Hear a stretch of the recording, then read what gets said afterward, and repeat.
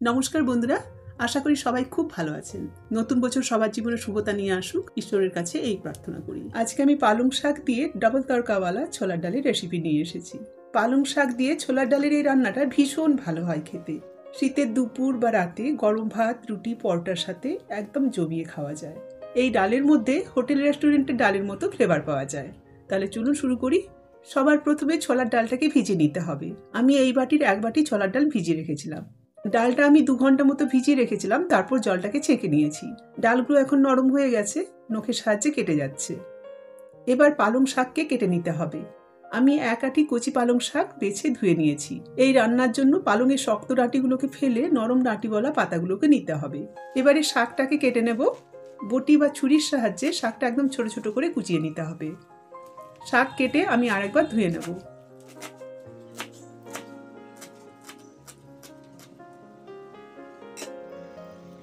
শাক কেটে তুলে নেওয়ার পর আমি কয়েক কোয়া রসুন নিয়েছি। এর থেকে 4-5 কোয়া বড় দানার রসুন নিয়ে হামালের ডাঁটিটা দিয়ে আলতো করে ঠুকে এটাকে থেতো করে নিতে হবে। রসুনের ফ্লেভারটা যাতে বের হতে পারে সেভাবে একটু করে ফাটিয়ে নিতে হবে, বেশি থেতো করা যাবে না। রসুনের ছালগুলো ফেটে গেছে আর রসুনটা একটু একটু করে থেতো হয়েছে। এবারে এগুলোকে প্লেটের মধ্যে তুলে নিচ্ছি। তারপর বাকি রসুনের কোয়াগুলোকে থেতো করে খোসাগুলো ছাড়িয়ে নেব। খোসা ছাড়ানো হয়ে গেলে এবারে ছুরির সাহায্যে মিহি করে কুচিয়ে নিতে হবে। রসুনটাকে ছুরি বা বটির সাহায্যে এভাবে কুচিয়ে নেওয়া যেতে পারে বা শিলে আধা বাটা করেও নেওয়া যেতে পারে। কুচানো রসুনটাকেও আমি ওই বাটির এক সাইডে তুলে নিচ্ছি। এবার রান্নার জন্য প্রথমে ডালটাকে সেদ্ধ করব। আমি কড়াইয়ের মধ্যে ডালটা দিয়ে দিলাম। ডাল প্রায় 1 বাটি মতো ছিল, ওই বাটিতেই আমি 1.5 বাটি মতো এর মধ্যে জল দিচ্ছি। তারপর দিয়ে দেবো স্বাদ বুঝে নুন। তারপর ডালের মধ্যে রেস্টুরেন্টের মতো ফ্লেভার আনার জন্য এর মধ্যে দিয়ে দিচ্ছি একটা তেজপাতা, 1 টুকরো দারচিনি আর একটা ফাটানো এলাচ। এবার নেড়ে নিয়ে ডালটাকে মাঝারি আঁচে 20 মিনিট মতো সেদ্ধ করব। ডাল ভিজে নরম হয়ে আছে, তাই তাড়াতাড়ি সেদ্ধ হয়ে যাবে। 20 মিনিট পর ঢাকা খুলে হাতার সাহায্যে নেড়ে দেখে নেব ডালটা সেদ্ধ হলো কিনা। ডালটা আমি আঙুলের সাহায্যে চেপে দেখলাম, এই যে একদম ভেঙে যাচ্ছে, মানে সেদ্ধ হয়ে গেছে, কিন্তু গলে যায়নি। এবার কি করব, হাতার সাহায্যে চেপে চেপে কিছুটা ডালকে ভেঙে নেব, যাতে রান্নাটা ছাড়া ছাড়া না হয়, একটু মাখো মাখো হয়। এবারে ডালটা বেশ ঘন লাগছে, এখন এটাকে নামিয়ে নিতে হবে। এবারে অন্য একটা কড়াই বসিয়ে এর মধ্যে আমি সর্ষে তেল দিচ্ছি। তেল গরম হলে ফোড়ন দেব 2টো শুকনো লঙ্কা আর সামান্য একটু গোটা জিরে। ফোড়নটাকে এবারে একটুখানি নেড়ে নেব। জিরে যখন চিটপিট করে ফুটতে শুরু করবে তখন এর মধ্যে আমি পেঁয়াজ কুচি দেব। একটা বড় মাপের পেঁয়াজকে আমি কুচি করে রেখেছিলাম, এটা দিয়ে দিলাম। পেঁয়াজটাকে এবারে হালকা সোনালি করে ভাজতে হবে। কিছুক্ষণ ভাজার পর পেঁয়াজ হালকা সোনালি হয়ে গেছে। এখন আমি এর মধ্যে দিয়ে দিচ্ছি ওই রসুন কুচি আর 1 টেবিল চামচ আদা বাটা আদা। আদাটাকে কুচিয়েও দেওয়া যেতে পারে। এবার এটাকে আরও কিছুক্ষণ ভেজে নেব, যতক্ষণ না রসুন ভাজার সুন্দর গন্ধ আসছে। তবে আদা রসুন পেঁয়াজটাকে কিন্তু ডিপ ফ্রাই করা যাবে না, এটা হালকা সোনালি করে নরম করে ভাজতে হবে। ভেজে নিয়েছি, এটাকে এই যে এভাবে নরম করে ভাজতে হবে। এবার জালটাকে কমিয়ে দিয়ে এর মধ্যে 1 চা চামচ করে দিয়ে দেব জিরে, ধনে আর শুকনো লঙ্কা গুঁড়ো। তার সাথে রঙের জন্য 1 চা চামচ হলুদ দিলাম। এবার মশলাটাকে জাল কম করে মিনিট খানেক নেড়ে নেব।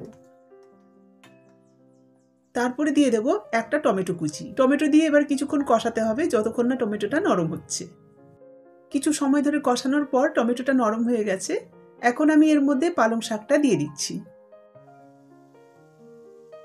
পালং শাক দেওয়ার পর মিডিয়াম লো ফ্লেমে এটাকে কিছুক্ষণ নেড়ে নিতে হবে। বেশিক্ষণ কষাবো না, তাহলে পালংয়ের রঙটা চলে যাবে আর এর ভিটামিনটাও নষ্ট হয়ে যাবে। শুধু মিনিট 2 মতো এটাকে নেড়ে নিতে হবে। আর এখন এর মধ্যে নুন দেব না, নুন দিলে পালং শাক থেকে জল ছাড়বে, তাতে পালংটা ওভারকুক হয়ে যাবে। মিনিট 2 নাড়ার পর পালং শাক যখন নিজস্ব জলটা ছাড়তে শুরু করবে তখন আমি এর মধ্যে ডালটা দিয়ে দেব। এই জলটাকে শুকনো করব না, কারণ এই জলের মধ্যেই সমস্ত ভিটামিন রয়েছে। ডাল দেওয়ার পর এবারে পরিমাণ মতো এর মধ্যে জল দিচ্ছি। এই ডালটা একটুখানি ঘন হবে, সেই হিসেবে জলটা দিতে হবে। জল দিয়ে এবারে নেড়ে নিয়ে এর মধ্যে আমি স্বাদ বুঝে নুন দেব। এর আগেও আমি নুন দিয়েছিলাম, সেই হিসেবে নুনটা দিতে হবে। তার সাথে দিয়ে দিচ্ছি 1.5 চা চামচ চিনি আর দিয়ে দেব কয়েকটা চেরা কাঁচা লঙ্কা। এবার নাড়াচাড়া করে ঢাকা দিয়ে এটাকে মিনিট 10 মতো রান্না করব। জাল মাঝারি থাকবে। 10 মিনিট পর ঢাকাটা খুললাম। ডাল বেশ ঘন হয়ে গেছে। এটাকে আর বেশি ঘন করা যাবে না, কারণ একটু ঠান্ডা হলেই ছোলা ডাল অনেকটাই টেনে যায়। এখন এর মধ্যে তড়কা লাগাতে হবে। সেজন্য গ্যাসের মধ্যে একটা তড়কা পাত্র বসিয়ে এর মধ্যে আমি 1 টেবিল চামচ ভরে ঘি দিচ্ছি। ঘিটা গরম হলে এর মধ্যে ওই ফাটিয়ে রাখা রসুনগুলো দিয়ে দেবো। পালং ছোলার ডালে ঘি রসুনের তড়কা ডালের স্বাদকে অন্য মাত্রা দেবে। আপনারা বাড়িতে বানিয়ে দেখুন, স্বাদ কিন্তু দুর্দান্ত হয়। জাল কম রেখে রসুনটাকে প্রথমে সোনালি করে ভেজে নিতে হবে। তারপর এর মধ্যে 2টো শুকনো লঙ্কা দিয়ে দেবো। শুকনো লঙ্কাটাকে একটুখানি নেড়ে নিয়ে এর মধ্যে সামান্য একটুখানি গোটা জিরে দিয়ে দিলাম। গোটা জিরেটা ফুটতে শুরু করলে এটাকে নামিয়ে এবারে গরম ডালের উপরে তড়কা লাগিয়ে দিতে হবে। তারপর নেড়ে নিলেই আমাদের রেস্টুরেন্টের মতো ডাবল তড়কাওয়ালা ডাল রেডি।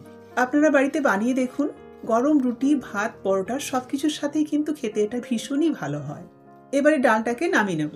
ভিডিওটা যদি আপনাদের ভালো লাগে তাহলে লাইক, কমেন্ট, শেয়ারের সাথে সাথে চ্যানেলটাকে সাবস্ক্রাইব করতে ভুলবেন না। এবার গরম ডালের উপর খানিকটা ধনেপাতা কুচি ছড়িয়ে এটাকে পরিবেশন করতে হবে। ফিরে আসছি আবার নতুন কোনো রেসিপি নিয়ে। ততক্ষণ সকলে খুব ভালো থাকুন আর নিজের খেয়াল রাখুন।